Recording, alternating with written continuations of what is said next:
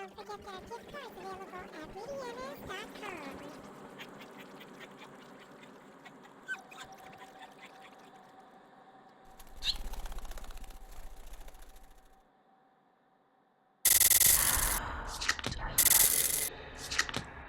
Hi there, Virgo. This is your monthly reading for the month of December 2015. How are you doing? I hope your holidays are off to a great start. I'm excited to say that most of my voice is back unless I do certain characters, and they happen to be the characters that everybody wants. And so I'm trying to keep it clear, keep it sane, and if I sip in between the speed read, you'll know why. The first card we start off with is the atmosphere of the devil in reverse. The devil is talking about a need for you to take care of taking big unnecessary risks. Now, these can be anything from risks with your finances, gambling, speculation, investing in short-term, high-risk investments. This is the kind of thing that you need to avoid. Also, I will say that it would be prudent to take into consideration that taking risks with your health, i.e. going out and what do the rednecks do out here? Mudding.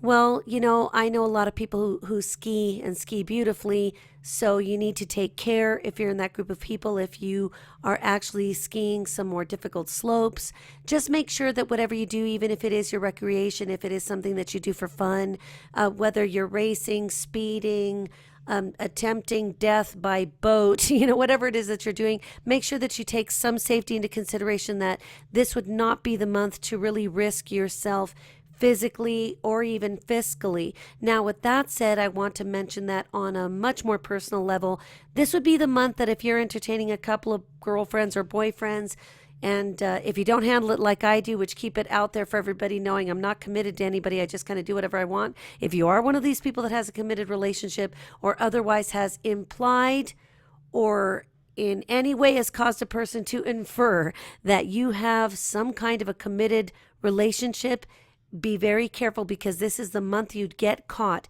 And the worst thing that anyone could ask for is a heartache on the holidays. We'd almost accept a broken leg easier. So just be very careful with what you say, how you say it. But definitely this is a month to be careful. It doesn't mean you have to be paranoid. Lots of people do lots of crazy things out where I am in the winter, where at least for now. And so we do want to make sure that we're taking into consideration the idea of safety, the idea of transparency, and also making sure that you're being fiscally responsible. If you don't have the money to give to someone and call it good, then don't lend it. If that represents your mortgage payment and somebody else needs you to save their life at Christmas or something, remember that these are the kind of risks that could cause you some problems this month. So week 2, we have the Seven of Swords in reverse. This is where we're probably at the peak of risk taking being a huge potential for disaster. This right here would be very indicative of a communication snafu or faux pas. It could just be the week that you say something you don't mean, or you say it hoping that they infer what you imply. Really, the best rule of thumb with a week like this is to just be very honest and open. If you don't want to be in a committed relationship, then don't be in one. If you don't have the money to spend on XYZ, don't spend it. Don't promise the moon to people if you can't deliver, including being realistic with yourself. The Seven of Swords can also indicate that somebody else, I will say, is sneaking behind your back. And I don't want to frighten you with this, because I don't want you to take it too seriously. Mercury's about to move anyway, your ruler, but consider that all of the above, especially when it relates to relationships and transparency, could happen to you. So maybe you think that you're in a somewhat committed, if not structured, relationship with somebody with the obvious and or indelible boundaries, and then you find out that your girlfriend has an entire relationship fully functioning with her ex. So remember, if you feel uncomfortable with something, the best way to handle it is to say, hey, look, I've got this nagging sensation. I just want to talk to you. I won't get angry. We just need to be honest with each other. I'd value this above everything. Are you sleeping with your ex? That's something that may need to come up, but no panicking. Remember that this is just when we're on the higher octave of risk taking, because I guarantee you, if you're involved with a man or woman who seems to be somewhat too good to you. Reminds me of a song by, oh, I can't remember her first name, but her last name was Fiorio. And she sang a song about you're being a little too good to me. And I'm suspicious of your generosity. She goes on and sings this whole song. It's really, really great. It was produced by Jellybean Benitez. And so this is one of the songs that is the hallmark of this time, that if you feel like your girlfriend is just being a little too good to me, well, maybe she is. Week 3, we've got the Two of Swords, and this is a card that indicates that you may be feeling like you're between the proverbial rock and a hard place. And again, it is an issue with communication. So I think the best way to handle this is to just be very clear. If you're being asked to make a decision, or if somebody's really pressing you for the commitment, then you might need to say, I really don't know what I'm doing here. Please forgive me. I suppose we can't tie each other down until we can come to a full commitment. And maybe this is one of those weeks where some things are better left unsaid. Now, if you're the person who's got some secrets, that you're not really being transparent about, be careful, because it could come back to bite you. So the best thing to do is to always operate in the realm of transparency. And if somebody asks you for commitment and you're not ready, then just tell the truth and say, it's just not what I'm looking for at this time.